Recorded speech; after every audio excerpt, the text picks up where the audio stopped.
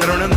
त्वमेव सर्वं मम देवदेव कायेन वाचा मनसेन्द्रियैर्वा बुद्ध्यात्मना वा प्रकृतिस्वभावा करोमि यद्यत् सकलं परस्मै नारायणायति समर्पयामि अच्युतं केशवं रामनारायणं कृष्णदामोदरं वासुदेवं हरि गिरिधरं माधवं गोपिकावल्लभं जानकीनायकं रामचन्द्रं भजे हरे राम